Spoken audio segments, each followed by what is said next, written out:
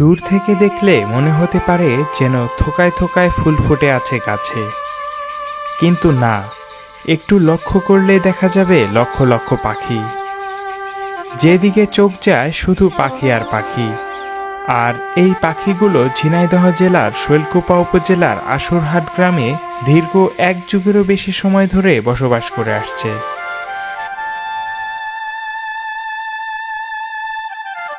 তবে সবচেয়ে অবাক করা বিষয় ছিল, যখন আমি ড্রোন উড়াই ভেবেছিলাম পাখিগুলো উড়ে যাবে, কিন্তু না, স্ক্রিনে আমি যেমন উপভোগ করছিলাম পাখিরাও যেন ড্রোন দেখে তেমনই উপভোগ করছিল।